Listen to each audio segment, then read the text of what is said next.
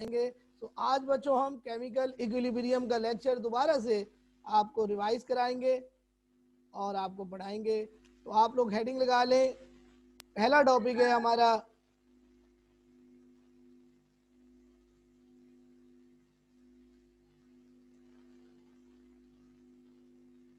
जी बेटा बिल्कुल ठीक है।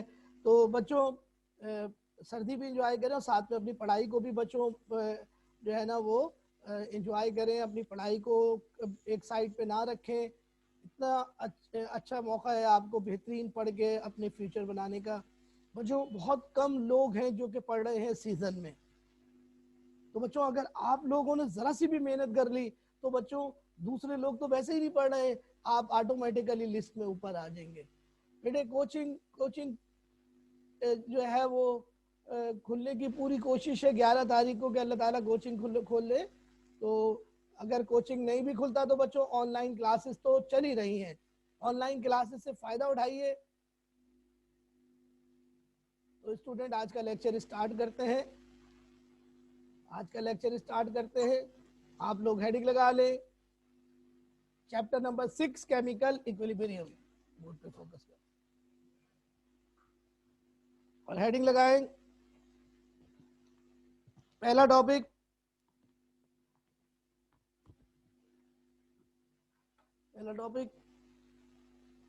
का नाम है जी 6.1 रिवर्सिबल रिएक्शंस। थोड़ा सा लिटाओ। हाँ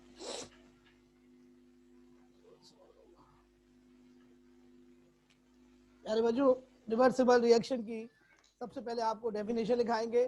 तो बच्चों डेफिनेशन लिखिए। Reversible reactions are those chemical reactions Reversible reactions are those chemical reactions. Reversible reactions are those chemical reactions which can take place in both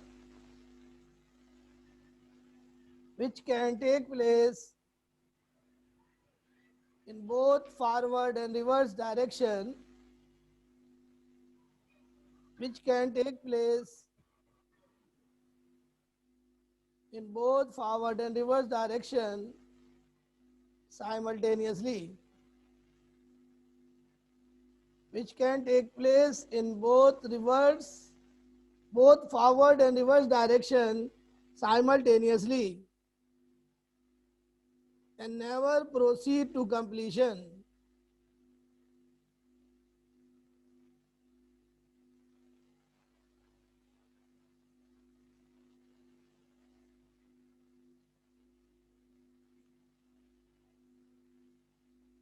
दोबारा सुन लीजिए। Reversible reactions are those chemical reactions which take place in both forward and reverse direction.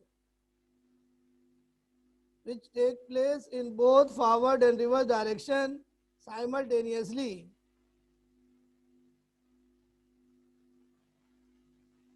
and never proceed to completion.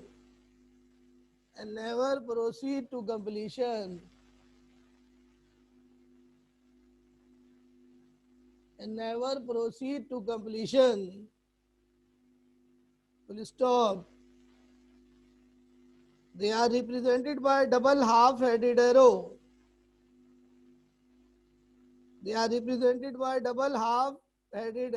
Sign. बच्चों ये होता है double half headed arrow sign.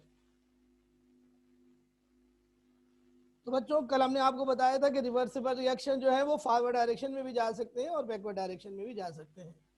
बच्चों reversible reaction को दिखाने के लिए हम क्या करेंगे, रिएक्टेंट्स और प्रोडक्ट्स के बीच में ये डबल हाफ हेडेड एरो लगाएंगे। इसका मतलब है कि ये रिएक्शन फॉरवर्ड डायरेक्शन में भी जा रहा है और बैकवर्ड डायरेक्शन में भी जा रहा है। तो बच्चों डेफिनेशन आपको लिखा दी, साइड हेडिंग लगाइए। Examples of reversible reaction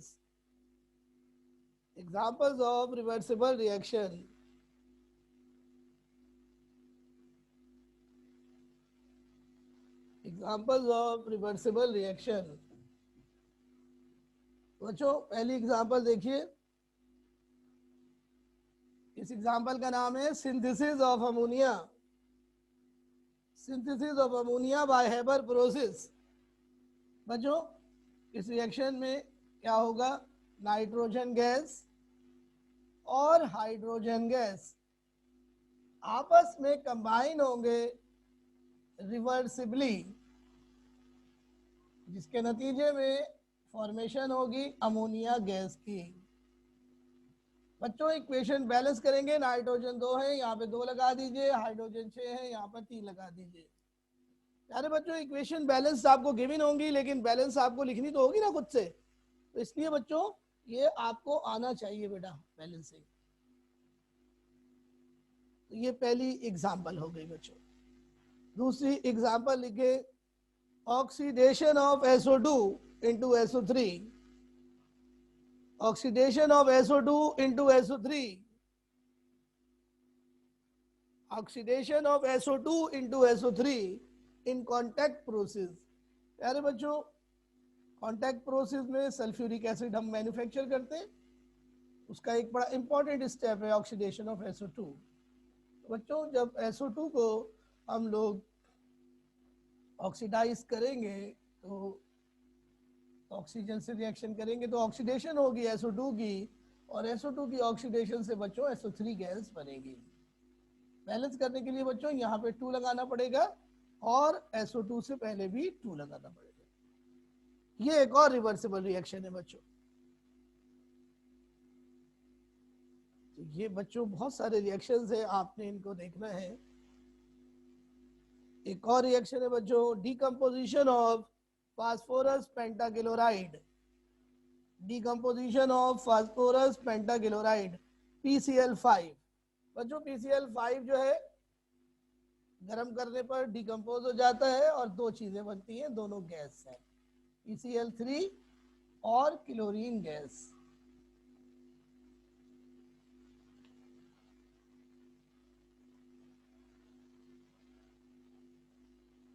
ji students 3 examples हो गई, ये आप कॉपी करें, फिर मैं आपको मजीद एग्जांपल्स कराता हूं।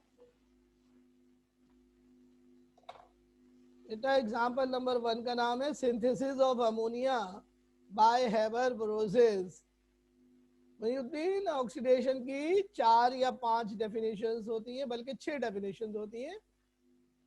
बस सिंपल सी डेफिनेशन ये है,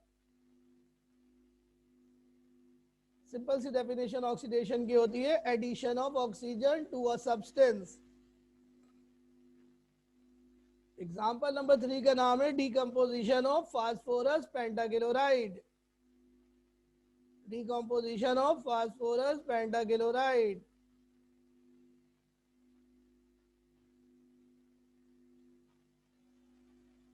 तीन एग्जांपल्स बच्चों हमने आपको लिखाए, अभी और भी लिखा रहे हैं, लेकिन पहले जल्दी से ये कॉपी कर लीजिए।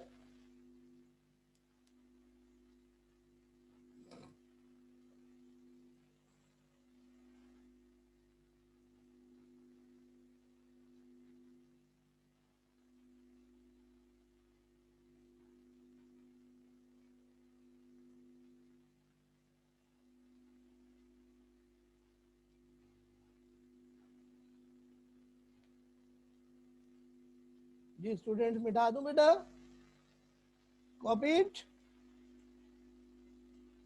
जी बेटा मिटा रहा हूं, ओके। तो बच्चों फिर और मजीद एग्जांपल्स आपको दिखाता हूं।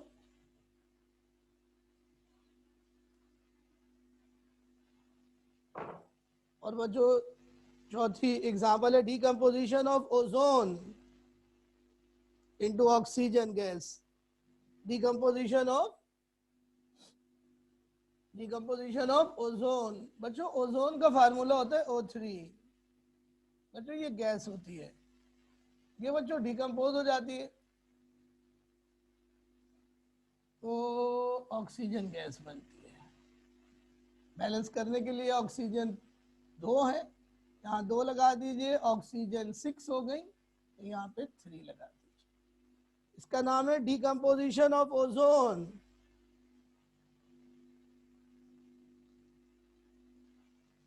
जी आगे सर्वर पढ़ेंगे हैपर प्रोसेस डिटेल में। Decomposition of ozone. अगली एग्जांपल है oxidation of nitric oxide. Oxidation of nitric oxide into oxygen. अरे बच्चों नाइट्रिक ऑक्साइड का फार्मूला होता है NO। बच्चों जब इसका ऑक्सीजन से रिएक्शन करेंगे तो इसकी ऑक्सीडेशन हो जाएगी, जिसके नतीजे में फॉर्मेशन होगी नाइट्रोजन डाइऑक्साइड की। तो बच्चों एग्जांपल बनेगी oxidation of nitric oxide into nitrogen dioxide. Balance करने के लिए बच्चों NO से पहले 2 लगाना पड़ेगा, NO2 से पहले भी 2 लगाना पड़ेगा। ये हो गई जनाब हमारी टोटल 5 एग्जांपल्स। अगली एग्जांपल्स है decomposition of hydrogen iodide. Decomposition of hydrogen iodide. बच्चों हाइड्रोजन आयोडाइड टूट कर 2 चीजें बनाएगा, हाइड्रोजन गैस और आयोडीन। बच्चों आयोडीन भी गैस की फॉर्म में हासिल होगी। बैलेंस करने के लिए यहाँ पे 2 लगाना पड़ेगा। ये बच्चों 6 एग्जांपल्स हो गई। बच्चों एक एग्जांपल बड़ी इंपॉर्टेंट वाली बाकी है, डिकम्पोजिशन। मुहिउद्दीन डिकम्पोजिशन का मतलब होता है कि कोई एक कंपाउंड, एक रिएक्टेंट जो है वो 2 या 2 से ज्यादा प्रोडक्ट में टूट जाता है।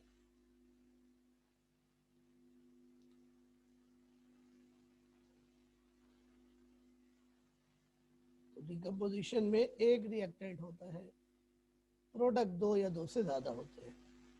अमूमन गर्म करने पे कोई भी चीज डिकम्पोज होती है, हीटिंग जरूरी होती है डिकम्पोजिशन के लिए। जी स्टूडेंट समझ में आ रहा है बच्चों?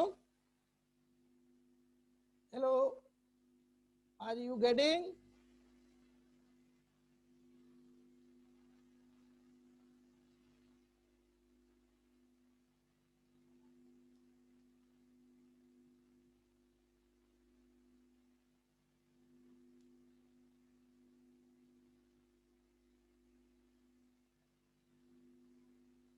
डिकम्पोजिशन में हीट निकलती नहीं है, हीट देनी पड़ती है बेटा। डिकम्पोजिशन एंडोथर्मिक होती है, आपको थर्मोडायनामिक्स में पढ़ाया था मुद्दीन। डिकम्पोजिशन में हीट एब्सॉर्ब होती है।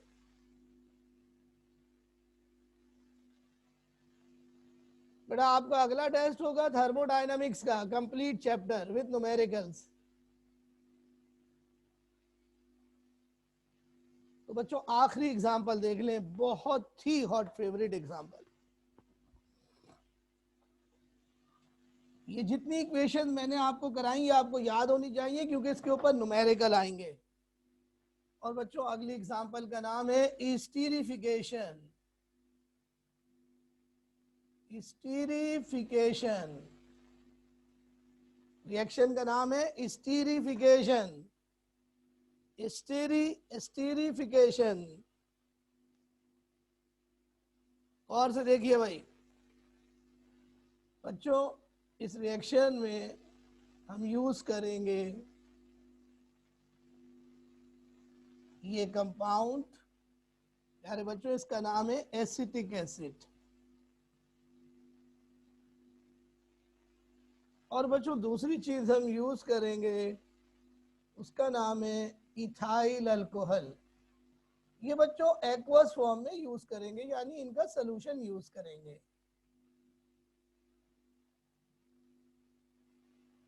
बच्चों इन दोनों का जो रिएक्शन है, the reaction between acetic acid and ethyl alcohol to form ester is called esterification. बच्चों क्या होगा इस रिएक्शन में? देखो बच्चों यहां से H निकलेगा और यहां से OH निकलेगा और वो आपस में मिलकर वाटर बना लेगा। अब यहां से जो ये ग्रुप बचा और यहां से ये ग्रुप बचा, प्यारे बच्चों वो आपस में कंबाइन हो जाएगा।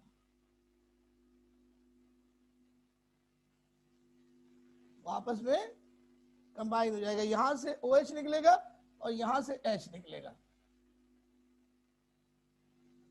अब देखिए मैं इन दोनों को कंबाइन कर रहा हूं, CH3 COO और ये जो C2H5 है बच्चों, इसको नीले रंग से लिख देता हूं ताकि आपको आसानी से पता चले कि किस तरीके से इनकी कॉम्बिनेशन हुई। अब इस ग्रुप को उल्टा करके यहाँ पे हमने लिखना है। यहां से ये बचा CH3CO बचा, और यहाँ पे बचा OC2H5। प्यारे बच्चों, इस कंपाउंड को कहते हैं ethyl acetate, which is commonly known as ester. It is commonly known as ester. So the reaction is called esterification, that is the formation of ester. This compound has a molecular formula C4H8O2. इसकी molecular mass होती है, molar mass होती है इसकी 88 AMU। ये बच्चों आपको याद रखना होगा न्यूमेरिकल में। और हम आप बहुत लेट ज्वाइन करते हैं भाई, अब तो क्लास एंड होने वाली है, आधी क्लास हो चुकी है, हद हो गई है यार। कर लिया भाई ज्वाइन मैंने अरहम को। अरहम क्यों लेट आते हो?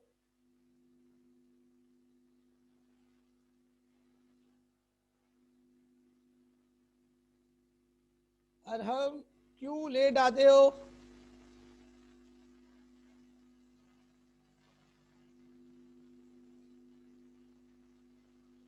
जनाब ये एस्टेरिफिकेशन समझ में आया?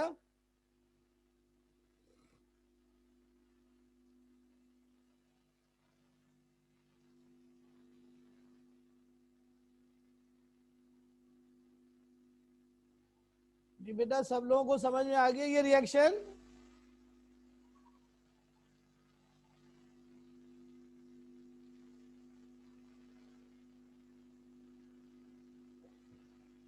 चलें जल्दी से इसको कॉपी कर लें तो फिर अगला टॉपिक शुरू करेंगे।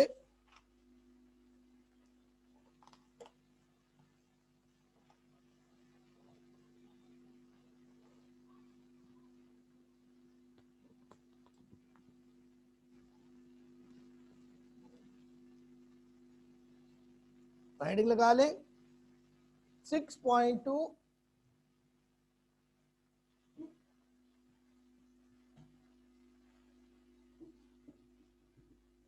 6.2 हेडिंग नंबर 6.2। और बच्चों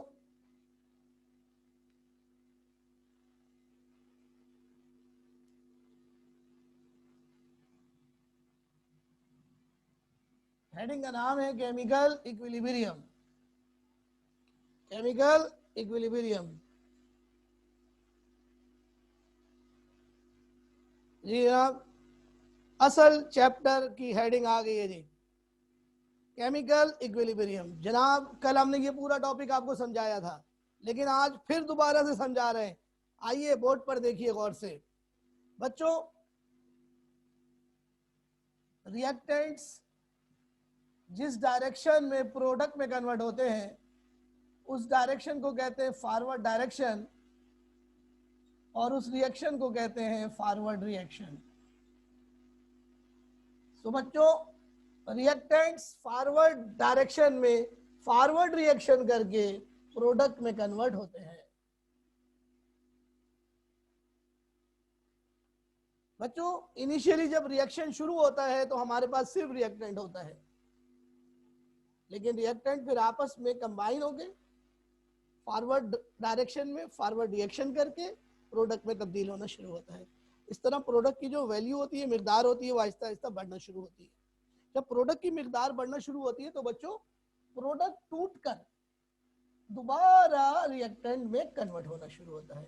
इस डायरेक्शन को कहते हैं रिवर्स डायरेक्शन या बैकवर्ड डायरेक्शन, और इस रिएक्शन को कहते हैं बच्चों बैकवर्ड रिएक्शन या रिवर्स रिएक्शन।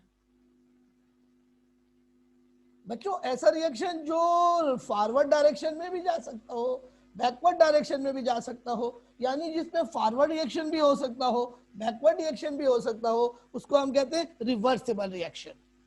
तो बच्चों ये एक रिवर्सिबल रिएक्शन है आपके सामने, जिसको हम डबल हाफ हेडेड एरो से जाहिर करते हैं।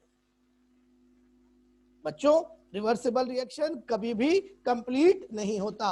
Reversible reaction never go to completion, यानी जितना भी हम रिएक्टेंट लेते हैं वो सारे का सारा प्रोडक्ट में कन्वर्ट नहीं होता, क्योंकि बच्चों जैसे ही प्रोडक्ट थोड़ा बहुत बनता है वो दोबारा टूट के रिएक्टेंट में कन्वर्ट होना शुरू हो जाता है। इसलिए बच्चों रिवर्सिबल रिएक्शन में हमारे पास रिएक्टेंट भी होता है और प्रोडक्ट भी होता है। Is it clear? Irreversible reaction में इक्विलिब्रियम नहीं होता बेटा।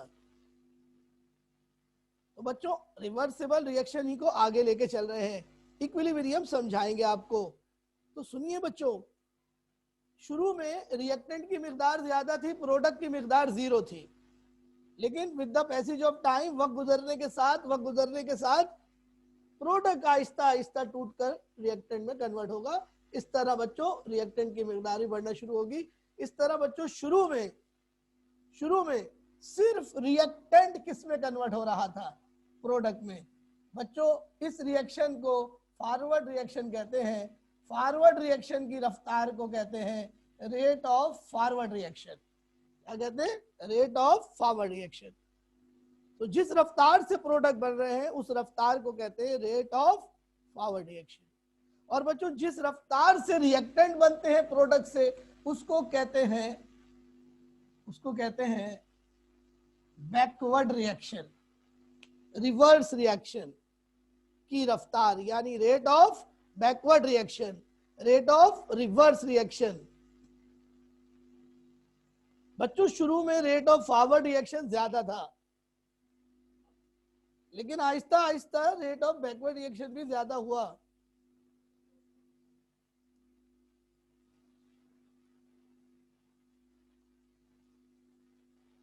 फिर बच्चों क्या हुआ कि शुरू में तो रेट ऑफ फॉरवर्ड रिएक्शन ज्यादा था, फिर Aahista Aahista rate of backward reaction भी बढ़ा।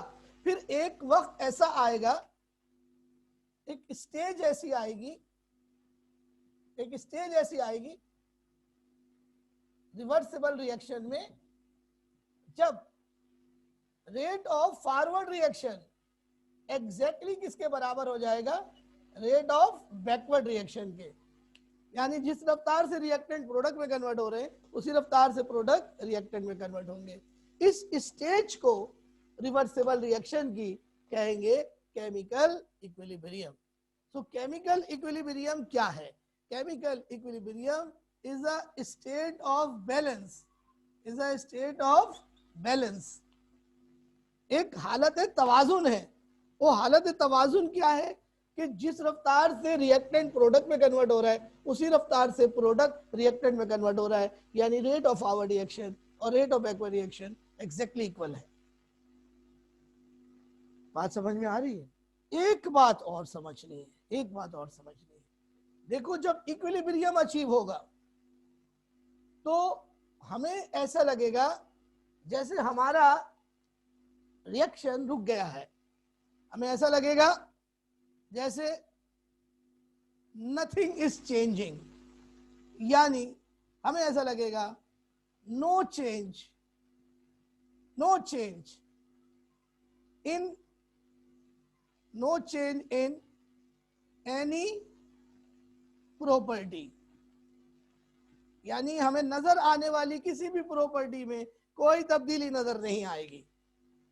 हमें ऐसा लगेगा जैसे कि रिएक्शन रुक गया हो। क्या हो? रिएक्शन रुक गया हो, लेकिन रिएक्शन रुकता नहीं है।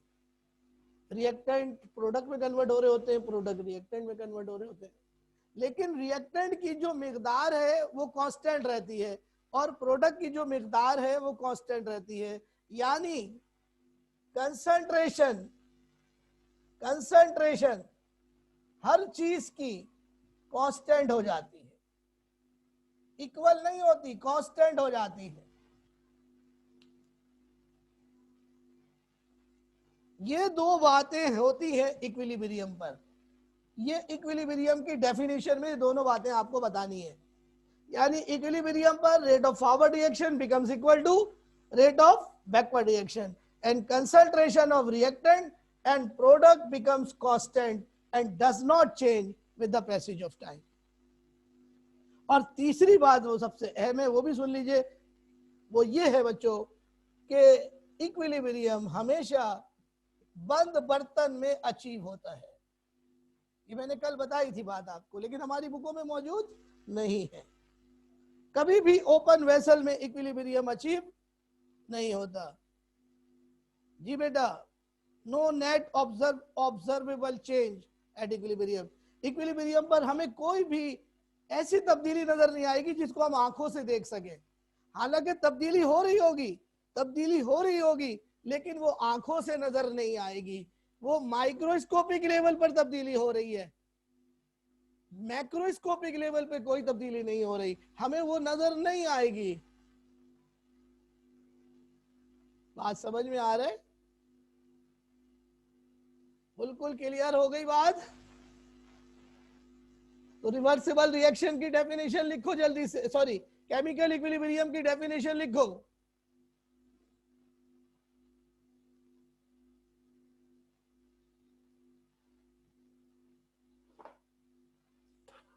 डेफिनेशन लिखो।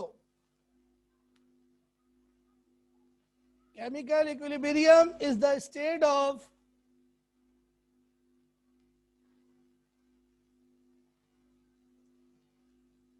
आमना खुद होते हैं, बहुत सारे रिएक्शन रिवर्सिबल होते हैं, majority of the reactions are reversible. Aamna लिखो बेटा, chemical equilibrium is the state of a reversible reaction. Chemical equilibrium is the state of a reversible reaction in a closed vessel. In a closed vessel, at which chemical equilibrium is the state of a reversible reaction in a closed vessel, at which there is no change in the concentration. There is no change in the concentration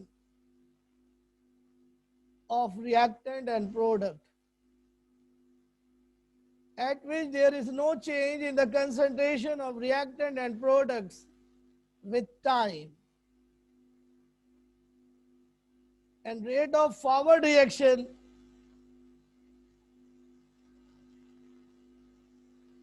is exactly equal to the rate of reverse reaction.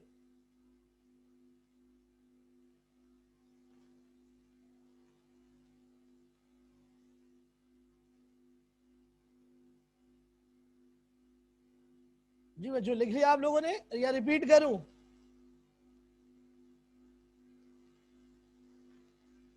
Okay जी, लिखिए। Chemical equilibrium is the state of a reversible reaction in a closed vessel at which there is no change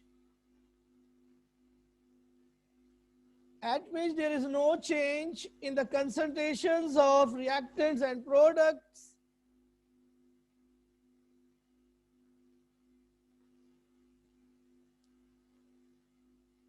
there is no change in the concentrations of reactant and products with time.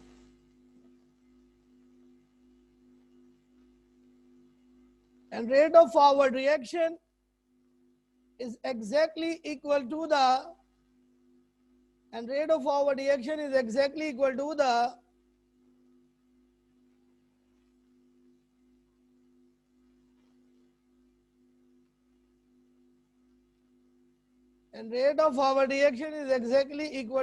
rate of reverse reaction.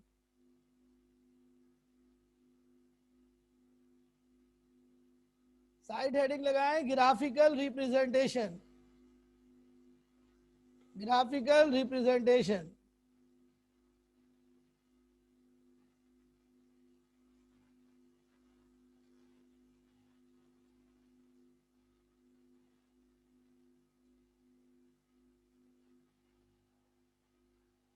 Graphical representation की heading लगा लें।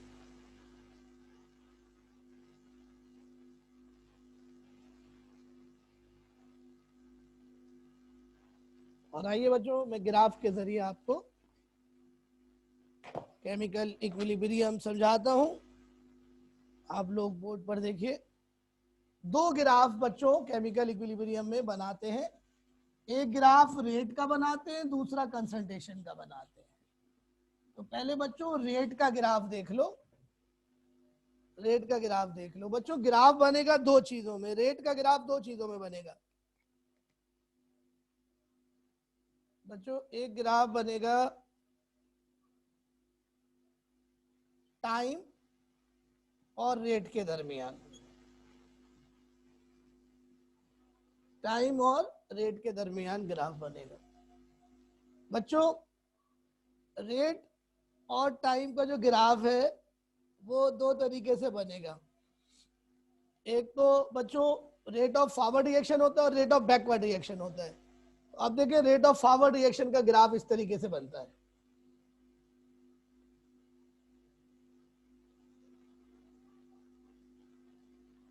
ये बच्चों rate of forward reaction का graph.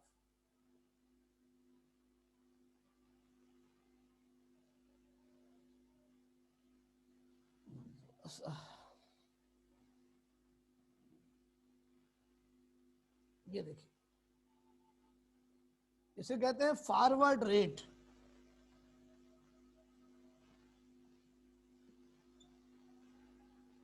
तो बच्चों फिर मैं रिवर्स रिएक्शन का ग्राफ बना रहा हूं।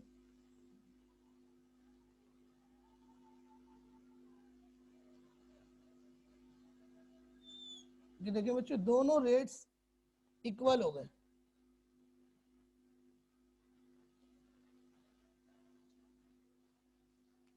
दोनों रेट्स इक्वल हो गए, यहां पे दोनों रेट्स बराबर हो गए बच्चों। देखिए ना, दोनों की वैल्यू बराबर हो गई, फॉरवर्ड रेट की भी और रिवर्स रेट की भी वैल्यू बराबर हो गई। तो ये जनाब इस पॉइंट पर दोनों रेट्स बराबर हो गए। दोनों रेट्स जब बराबर होंगे तो इक्विलिब्रियम अचीव हो गया। तो इस जगह पर इक्विलिब्रियम अचीव हुआ है।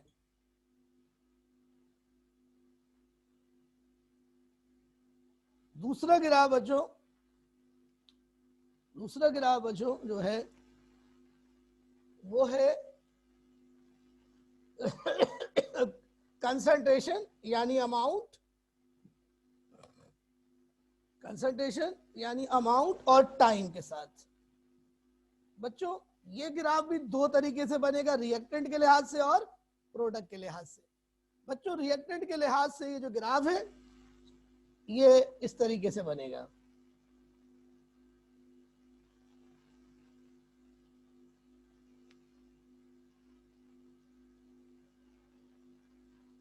ये बच्चों रिएक्टेंट के लिहाज से है, और यहां पे बच्चों देखिएगा प्रोडक्ट के लिहाज से बना रहा,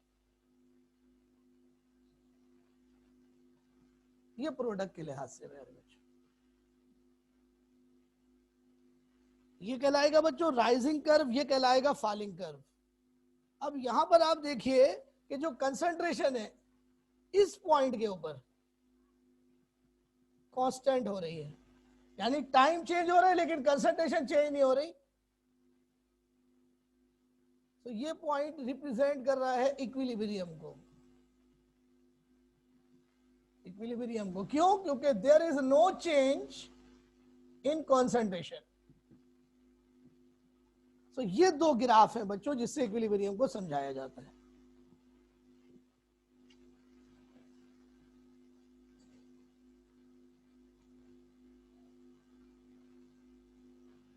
बेटा ये मैक्सिमम बोर्ड दिखाई दे रहा है, इससे ज्यादा नहीं दिखता।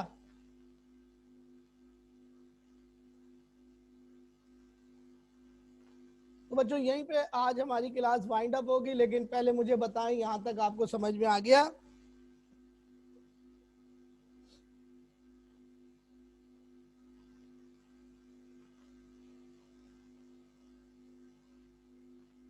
तो इस ग्राफ से ये पता चल रहा है नहीं मुहिउद्दीन, कंसंट्रेशन इक्वल रिएक्टेंट और प्रोडक्ट की नॉर्मली नहीं होती,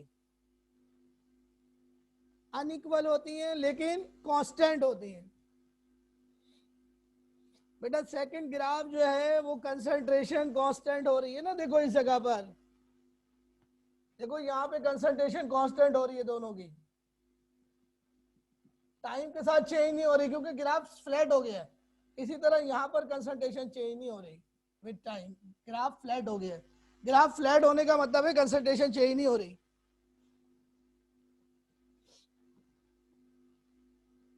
तो जिस जगह कंसंट्रेशन कांस्टेंट हो रही है, जिस जगह कंसंट्रेशन कांस्टेंट हो रही है, वाई एक्सिस के लिहाज से देखो, उस जगह पे इक्विलिब्रियम स्टैब्लिश हो रहा है। यानी जिस जगह रिएक्टेंट और प्रोडक्ट की कंसंट्रेशन कांस्टेंट हो रही है, वहां पर इक्विलिब्रियम जनाब बन जाएगा रिएक्टेंट और प्रोडक्ट के दरमियान। नहीं, पॉइंट ऑफ इंटरसेक्शन पर नहीं होगा, वो तो ऐसी पॉइंट ऑफ इंटरसेक्शन बन गया। हाँ, रेट वाला ग्राफ जो है जहां पे दोनों रेट्स इक्वल हो रहे हैं, वहां पर इंटरसेक्शन पे बनेगा। तैबा बहुत अच्छी, शाबाश शाबाश भाई, सवाल कर रहे हैं बच्चे, और यही मैं चाहता हूं अपने बच्चों में। तो बच्चों, आपके फीडबैक का मैं मुंतजिर हूं कि आप अपना फीडबैक व्हाट्सएप पर भी दीजिए, फेसबुक पर भी दीजिए, ताकि बच्चों हमें हमें पता चले कि आपको हमारी ये मेहनत कैसी लग रही है, हमारी ये एफर्ट्स कैसी लग रही है, और हम उसको और बेहतर कैसे कर सकते हैं। तो बच्चों, आज का लेक्चर आप लोगों की समझ में आ गया?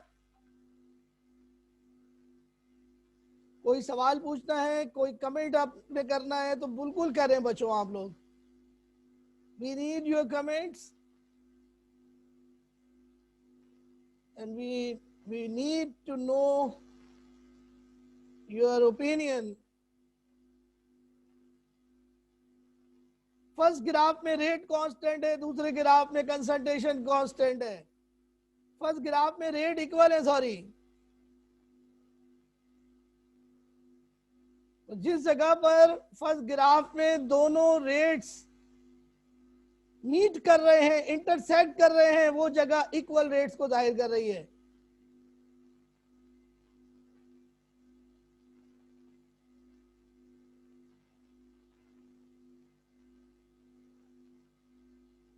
थर्मोडायनामिक्स का टेस्ट बेटा कंप्लीट टेस्ट होगा, कभी इक्वल नहीं होगी कंसंट्रेशन। बोल दिया यार, फिर भी पूछे जा रहे हो बार बार।